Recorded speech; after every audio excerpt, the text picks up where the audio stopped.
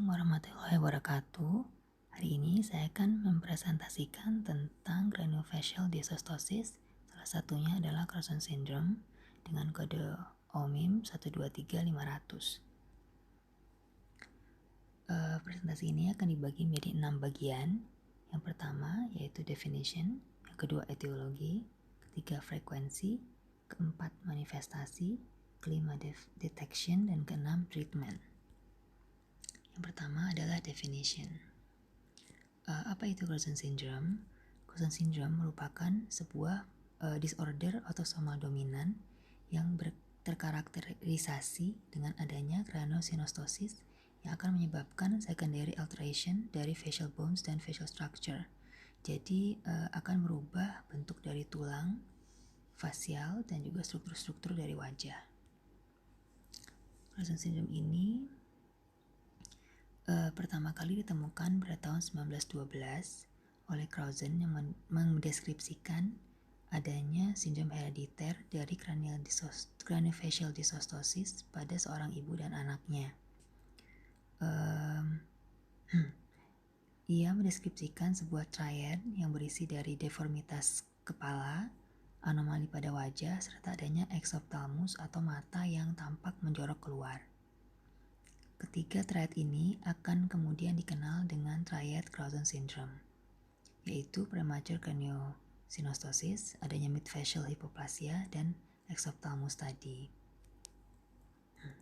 Biasanya dikarakterisasikan dengan adanya premature closure dari cranial suture, terutama coronal dan sagittal, yang akan menyebabkan perkembangan dan pertumbuhan kepala yang tidak normal dan akan mempengaruhi pertumbuhan serta perkembangan dari orbita dan juga daerah maksila. Yang membedakan dari Carlson syndrome ini dari sindrom-sindrom craniofacial lainnya adalah dia tidak memiliki abnormalitas pada jari-jari.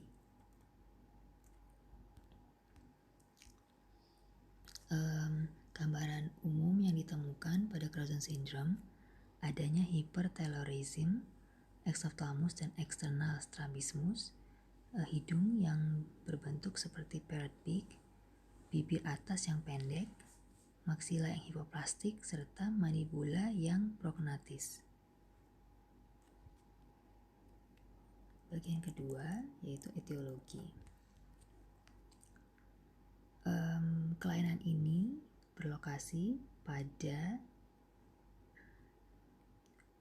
kromosom 10q26-13 di mana bersifat autosomal dominan dengan gen FGFR2 yaitu fibroblast growth factor receptor 2 yang merupakan bakteri express kinase dan memiliki peran protein coding gene. FGFR2 ini merupakan protein yang akan memberi sinyal kepada sel-sel yang belum matang untuk menjadi sel-sel tulang selama perkembangan embrio. Adanya mutasi pada sel FGFR2 ini adanya mutasi pada gen FGFR2 ini akan memproduksi protein FGFR2 dengan sinyal yang terlalu overaktif, sehingga akan menyebabkan tulang-tulang pada kepala untuk fuse secara prematur. Jadi dia akan menutup sebelum waktunya.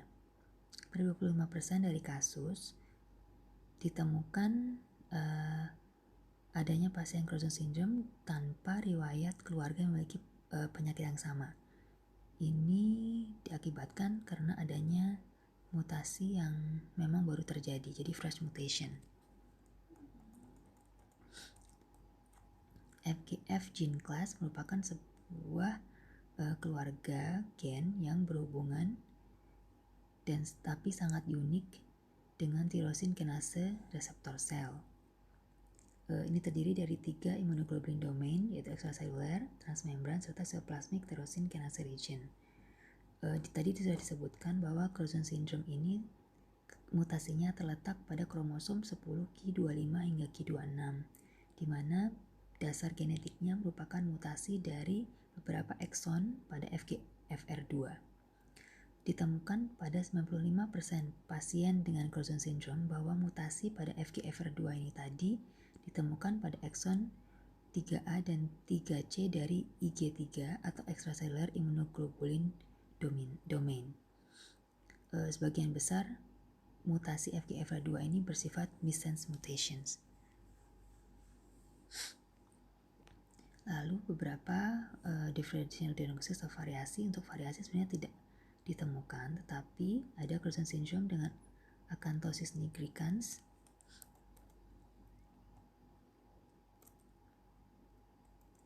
yaitu disorder yang menyebabkan pewarnaan light brown hingga black pada bagian belakang leher, underarms atau groin area, dan dia tidak lembut, jadi sedikit kasar. Ini Crouzon syndrome dengan acanthosis nigricans ini disebabkan oleh mutasi pada FGFR3. Lalu biasanya Crouzon syndrome ini differential diagnosisnya merupakan Eppers syndrome. Ini sangat mirip, tetapi Eppers syndrome ini memiliki malformasi pada tangan dan kaki. Kemudian ke bagian selanjutnya yaitu tentang frekuensinya. Crouzon syndrome ini ditemukan pada 1 dari 25.000 kelahiran pada penelitian yang lalu, namun pada penelitian lebih baru lagi ditemukan pada 1 dari 60.000. Di Amerika sendiri itu adalah 1 dari 60.000 dari kelahiran hidup, sedangkan di Eropa adalah 0,9 dari 100.000 kelahiran hidup. Crouzon syndrome merupakan craniostosis syndrome yang paling sering ditemukan, yaitu 4,8% dari semua kasus craniostosis. Ini akan muncul sebagai kondisi autosom dominant atau sebagai mutasi, seperti yang disebutkan sebagai fresh mutation jika tidak ditemukan adanya riwayat keluarga dengan sindrom yang sama. Dan tidak ditemukan adanya predileksi tentang race ataupun jenis kelamin. Manifestasinya ada 3 ciri khusus yang ditemukan pada Crouzon syndrome. Yang pertama adanya craniosynostosis, yang kedua adanya underdeveloped midface, jadi bagian tengah wajah yang kurang berkembang, dan yang ketiga adalah ocular proptosis atau mata dengan jarak yang lebih jauh dan tampak lebih menonjol keluar. Untuk craniosynostosis ini paling sering terjadi secara koronal dan lebih jarang ditemukan secara lamboid atau pada sagittal suturnya. Underdeveloped midface tadi ditandai juga dengan cheekbones yang menjorok ke dalam atau mata yang terlalu keluar. Untuk ocular proptosis ini disebabkan karena orbita yang dangkal sehingga pasien dapat mengalami strabismus dan hypertelorism. Jadi mata yang terlalu keluar dan jaraknya yang terlalu jauh satu sama lain.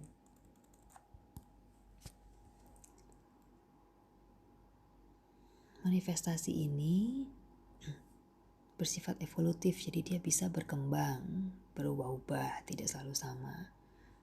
Terkadang tidak terlihat atau hanya sedikit terlihat saat kelahiran, di mana akan lebih tampak itu sekitar usia 2 tahun dan akan makin parah jika tidak ditangani secepatnya. Biasanya pada sindrom ini juga ditemukan adanya hilang pendengaran pada 50% pasien, adanya fusi spinal C2 dan C3 pada 30% pasien, dan progresif hidrosefalus pada 30% pasien. Premature closure dari sutur krania tadi dapat juga mengganggu perkembangan otak, di mana akan menyebabkan mental retardation. Tapi pada umumnya pasien dengan sindrom ini tidak mengalami keterbelakangan mental, kecuali memang jika perkembangan otaknya terganggu akibat penutupan sutur yang premature tadi. Ada juga oral manifestationsnya. Untuk oral manifestation ada beberapa yang dapat terlihat. Yang pertama biasanya ditemukan lateral palatal swelling, kemudian maxilang hypoplastic, dalam arah anteroposterior serta dimensi maksila, maksud saya dimensi dari lengkung rahang atas maksila itu lebih pendek. Lalu untuk itu rahangnya, untuk lengkung giginya biasanya dia lebih lebar, jadi pendek dan lebar tampaknya. Maloklusi biasanya ditemukan mandibular prognati, adanya crossbite unilateral maupun bilateral, ini cukup banyak pada 60% pasien. Adanya crowding, ektopik dari maxillary molar pertama, serta adanya anterior open bite. Ini sangat ciri khas. Lalu untuk detection-nya atau bagaimana kita mengetahui, kita bisa menemukan paling umum itu melalui physical examination. Jadi bisa juga saat pasien membawa anaknya mungkin kita bisa melihat ada ciri-ciri khas tadi, terutama yang 3 ciri khusus tadi. Kita bisa langsung mencurigai bahwa pasien tersebut memiliki sindrom Crouzon syndrome ini. Kemudian bisa juga saat proses kelahiran atau selama masih di dalam kandungan, dalam perawatan bulanan dilakukan oleh ibu, jadi kontrol kehamilan. Bisa juga melalui evaluasi klinis, physical assessment, dan juga beberapa tes khusus. Dari ahlinya bisa juga ditemukan early sign of premature cranial suture closure, jadi ditemukan adanya penutupan sutura yang prematur melalui foto 3 dimensi maupun prosedur ibu hamil mendapatkan USG.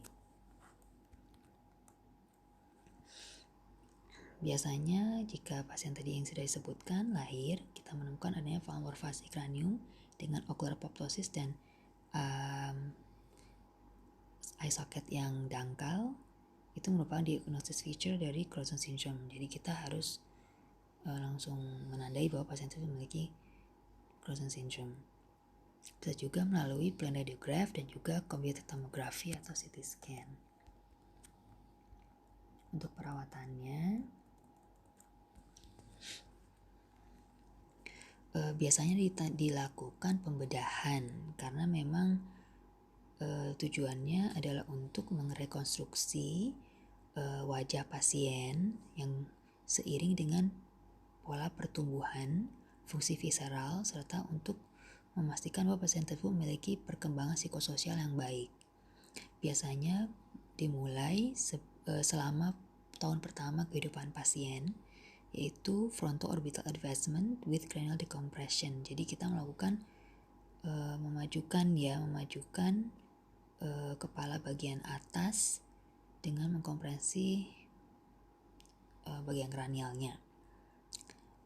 Perawatan ini dibutuhkan untuk mengurangi risiko terjadinya hidrosefalus, melakukan tracheostomi untuk mencegah terjadinya penutupan airway, serta melakukan orthodontic management bagi maksila yang hipoplastik. Biasanya akan kita lakukan investment maksila, jadi maksilanya kalau bisa dimajukan karena kan tadi kurang berkembang. Lalu untuk midfacial hypoplasia, tadi kan wajah bagian tengahnya itu kurang berkembang, bisa dilakukan tindakan level 3 osteotomi, monoblock frontofacial advancement, serta bipartisan osteotomi.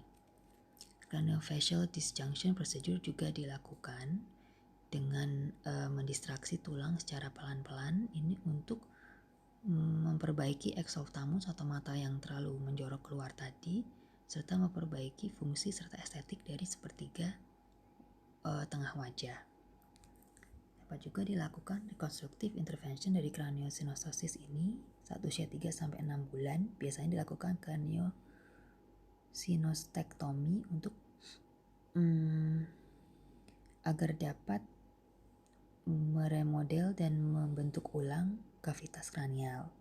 Pada usia 4-8 tahun dilakukan extraction dari hypoplastic midface, jadikan wajah bagian tengah tadi yang kurang berkembang dilakukan distraksi atau ditarik ke depan. Tetapi pada beberapa pasien juga dibutuhkan perlakuan ulang di level 3 ini atau monoblock advancement lagi pada usia 9-12 tahun. Jadi perawatan pada Sjögren's syndrome ini sangat bersifat interdisipliner maupun multidisipliner dan memang harus dilakukan sedini mungkin agar pasien bisa berkembang dan bertumbuh dengan normal dan sehat, baik secara jasmani maupun rohaninya. Jadi mental, psikis semuanya harus kita pertimbangkan. Ini adalah referensi yang saya gunakan. Terima kasih. Wassalamualaikum warahmatullahi wabarakatuh.